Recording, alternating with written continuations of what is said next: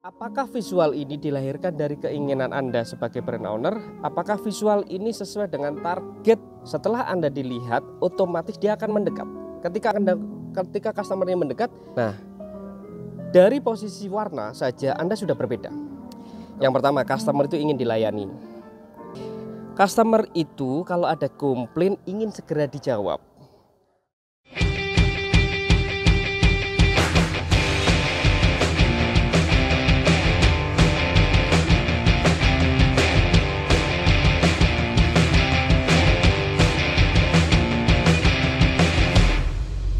Mari kita mulai.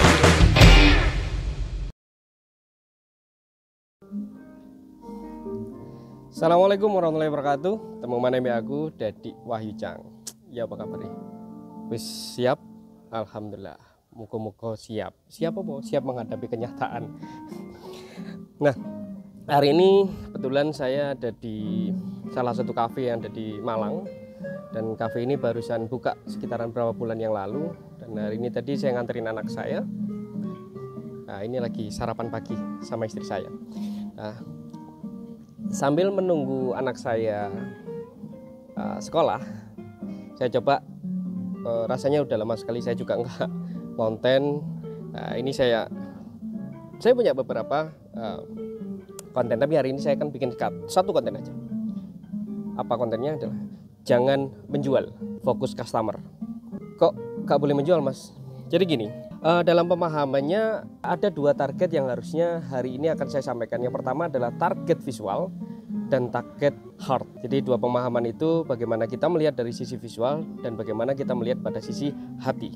Nah, jadi ketika klien saya berhubungan dengan saya selalu bertanya, apakah yang ingin dicapai hari ini adalah pencapaian yang ingin dilihat secara visual atau pencapaian yang ingin dilihat secara hati? Karena saya melihat tiga komponen dalam sebuah brand owner. Itu yang pertama adalah brand visual, yang kedua adalah brand story, yang ketiga adalah brand strategi. Lah rata-rata ketika klien yang datang kepada saya itu pertama kali hanya berfokus pada sebuah visual. Bagaimana visualnya menjadi bagus gitu. Apakah itu bercerita? Tidak, yang penting bagus. Nah, brand owner yang kedua yaitu adalah brand story. Dia fokus pada sebuah cerita, narasi yang ingin dibangun dalam sebuah visual ataupun brand. Nah, yang ketiga, ini dia tidak melihat pada situasi visual saja, tidak melihat pada story saja, tapi dia melihat pada komponen strategi yaitu ekosistem brand. Nah, yang ingin saya sampaikan hari ini adalah bagaimana seseorang hanya melihat pada visual, dan yang kedua adalah seseorang yang melihat pada hati. Nah, contohnya gini, ketika kita melihat pada sisi visual, si owner itu punya mindset. Saya harus bikin sesuatu, brand seperti ini. Saya harus bikin brand harus begitu, harus begini dan segala macam. Jadi kesannya adalah top down.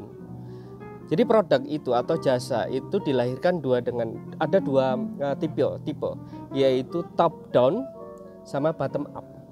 Kalau top down itu dipastikan akan cepat realisasi. Contohnya ketika saya mau bikin sebuah kopi gitu. Saya makin bikin kopinya adalah A, B, C, D, E, F, G, dan nanti akan kita bikin desainnya kemudian kita jual. Selesai. Itu tipe yang top down. Tapi kalau bottom up posisinya adalah kita lihat dulu marketnya, kita lihat dulu sasarannya, apakah hari ini banyak yang disukai seperti ini, apakah banyak yang diinginkan seperti ini, kemudian harapan pada seseorang customer itu seperti demikian dan segala macam. Kemudian barulah kita duduk untuk mengoret-ngoret sebuah data analisis itu sampai melahirkan sebuah produk atau jasa. Itu bottom up. Nah, yang saya perlu sampaikan hari ini adalah apakah kawan-kawan membuat sebuah produk dan jasa itu menggunakan pola top down atau bottom up? Dan saya yakin rata-rata kawan-kawan adalah top down. Karena ketika kita ngomong bottom up, kita akan banyak sekali riset yang harus dilakukan sesuai dengan fase yang saya biasa berikan, yaitu kita ada sebuah fase perencanaan, kemudian kita identifikasi dulu, kita ada fase identifikasi, kemudian itu di perencanaan, kemudian ketemu masalahnya, solusinya seperti apa, treatmentnya bagaimana. Akan muncul beberapa strategi, itu fase pertama. Fase yang kedua adalah fase aktivasi, di mana kita harus mengaktifasi sebuah brand yang tadinya kita rencanakan. Yang ketiga baru kita mengukur. Kita mengevaluasi dari brand yang sudah kita lakukan, kemudian kita aktifkan dan kita jalankan. Kita mengukur itu, dan ukurannya macam-macam, ada selling, branding, sama marketing. Nah, saya coba menganalisa tadi yang saya sampaikan adalah tentang visual. Apakah visual ini dilahirkan dari keinginan Anda sebagai brand owner? Apakah visual ini sesuai dengan target customer? Ya, fokus customer, jangan menjual. Fokus customer, jangan menjual. Jangan menjual, fokuslah customer. Ya. Jadi ketika kita ngomong visual, kita akan melihat targetnya secara visual pada customer. Customer ini ingin apa sih gitu loh? Apakah ketika kita customer ini menginginkan sebuah produk yaitu minyak goreng. Ketika produk ini baru, apakah kita akan mengikuti sebuah pola yang sudah dilahirkan secara linier bahwa minyak goreng yang warnanya kuning dengan packaging bening kemudian warnanya kuning juga? Apakah kita akan masuk di area itu, area follower saya sebutnya, atau area trendsetter? Nah, ini produknya adalah produk baru nih Anda. Nah, ketika Anda membuat sebuah konsep desain secara visual pada customer yaitu adalah berbeda, yakini sesuatu perbedaan itu unik, sesuatu perbedaan itu menarik gitu. Contoh ketika Anda akan membuat minyak goreng warnanya ungu, terlepas dari sebuah story dan segala macam, saya akan fokus dulu pada visual. Berbeda dulu. Beranikah Anda berbeda membuat sebuah konsep pewarnaan itu? Nah, kenapa harus berbeda? Karena si customer ini butuh sesuatu refreshing warna ketika produk Anda adalah anak baru. Tapi ketika ini targetnya kebutuhan, mereka akan melihat pada posisi harga saja. Kalau hanya melihat pada posisi harga, tidak perlu Anda berpikir tentang visual. Harga murah aja selesai gitu. Nah, jadi yang pertama visual ini berpikir pada customer yaitu berbeda dulu, unik dulu. Ketika unik Anda akan dilihat, awareness dulu. Setelah Anda dilihat, otomatis dia akan mendekat. Ketika customer ini mendekat, customer akan melihat baik secara komposisi, harga dan segala macam. Itu relate atau tidak pilihan dari customer. Tapi yang pasti kalau Anda fokus visual, visualnya adalah fokus pada customer, bukan pada diri Anda sebagai brand owner. Itu catatannya. Jadi Anda fokuslah pada customer untuk memberikan sebuah perbedaan itu. Nah, karena yang dibutuhkan pertama kali customer adalah impression yang dilahirkan sebuah desain visual tadi. Nah, ketika impression itu sudah didapatkan, otomatis packaging desain visual tadi berbicara tanpa harus ada marketing atau selling.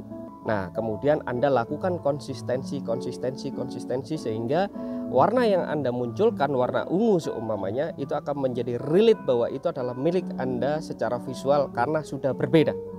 Oke, ini secara visual target kita adalah customer. Nah, dari posisi warna saja Anda sudah berbeda.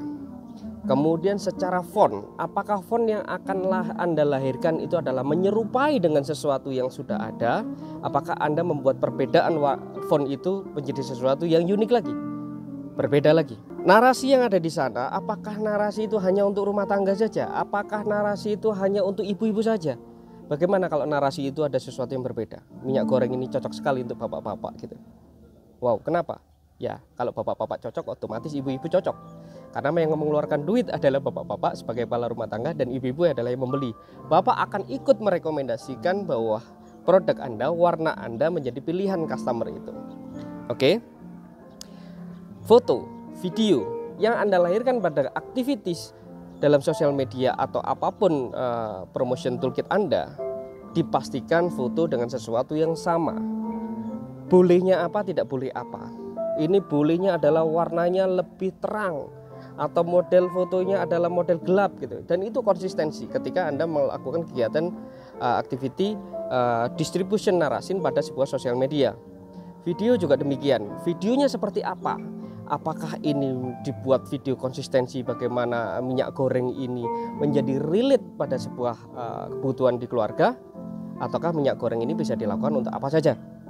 Nah, itu harus dilakukan sebuah transfer informasi secara video dan itu harus konsistensi. Nah, ini hanya masalah visual saja. Terutama ketika kita ngomong desain komunikasi visual berarti fokus pada orang-orang yang punya mata. Nah, sebuah kreativitas ini harusnya adalah inklusif, bukan eksklusif. Jadi ketika kita pada pembuatan sebuah desain visual hanya untuk orang-orang yang bisa melihat, ya non sewu, Anda harus berpikir inklusif. Nah, ketika kita berpikir inklusif, ada satu mindset yang saya sampaikan tadi adalah heart. Jadi bagaimana brand heart ini nyampe kepada seseorang yang hanya fokus pada hati, tidak pada sebuah mata kita. Lagi-lagi saya sampaikan, fokuslah customer, jangan menjual. Karena ketika kita fokus customer akan melahirkan sebuah hasil yang cukup lekat di dalam sebuah target audience atau customer. Nah, kalau kita ngomongin brand heart, ya, customer itu ingin apa gitu loh, bukan brand owner ingin apa. Nah, kalau customer ingin apa, yang pertama ketika saya masuk cafe ini ya, yang pertama customer itu ingin dilayani, ya enggak. Yang kedua, customer itu ingin disapa. Nah, yang ketiga ingin diperhatikan. Syukur-syukur kalau ketika masuk ke customer, halo Mas Dadi, selamat siang, ada yang bisa dibantu, ini ada tempat kursi duduknya di sini, ini ada yang kosong, smoking atau no smoking, ya. Itu akan merasa benar-benar customer ini dihargai dan dia kenal banget gitu. Ini penting banget. Kita tidak ngomongin visual hari. Tadi visual sudah kita garap. Nah, hari ini kita benar-benar mentransfer itu adalah pada brand heart, ya. Customer itu kalau ada komplain ingin segera dijawab. Customer itu ketika WA ingin segera dijawab. Customer itu ketika ditelepon ingin segera diangkat. Nah, jadi jangan pernah lalaikan namanya komplain. Karena ketika ada komplain, kemudian langsung review itu di Google, habis sudah bisnis Anda. Karena review jelek itu susah banget di take down. Apapun dengan bentuk buzzer dan segala macam itu susah banget. Karena itu menjadi komposisi bagian penting ketika kita membangun sebuah brand. Nah, ada satu lagi, klien saya ini fokus sekali pada sebuah produknya, tapi dia tidak fokus pada toiletnya. Kenapa? Toiletnya itu kotor banget gitu. Kalau kita pada sebuah target customer yaitu keluarga, otomatis di toilet harus ada tisu. Kalau kita targetnya adalah anak-anak kampus, tisu nggak penting. Tapi ketika keluarga, toilet itu harus bersih. Tisu itu harus bersih, walaupun sebenarnya dimanapun toilet harus bersih dan harus ada tisunya gitu. Nah, ini yang saya sampaikan bahwa kita harus fokus pada sebuah customer. Customer itu ingin toiletnya bersih, ingin orderannya cepat datang, ingin ada tempat ibadah, ya. So, apakah Anda akan tetap berfokus pada visual saja? Apakah Anda akan fokus hanya di hati pelayanan saja, atau Anda akan menggabungkan antara visual dan heart tadi? Yang pasti sama, keduanya harus dengan konsistensi. Pelayanan konsistensi baik, menyapa dengan baik. Kalau kita ada di salah satu supermarket itu kan disapa tuh. Walaupun dia ngetik transaksi di POS-nya gitu ya, point of sales-nya gitu di sistemnya, itu tetap aja dia sambil ngetik selamat pagi, selamat siang, selamat datang. Nah, itu harus dilakukan dan itu harus konsistensi. Apakah itu ada di bagian visual? Enggak, itu ada di bagian heart. Jadi kalau kawan-kawan ingin membangun brand, jangan hanya fokus menjual. Fokuslah dengan sebuah visual yang memang sesuai target customer, sesuaikan dengan layanan hati itu sesuai dengan customer. Jadi saya yakini ketika Anda membuat sebuah brand, Anda akan diingat dalam sebuah visual yang cukup oke, pelayanannya sangat oke, dan saya yakin akan terjadi sebuah takhta tertinggi yaitu target Anda menjadi sebuah brand loyalty customer. Oke, terima kasih dari saya. Semoga bermanfaat. Kawan-kawan yang belum kenal saya, silakan subscribe.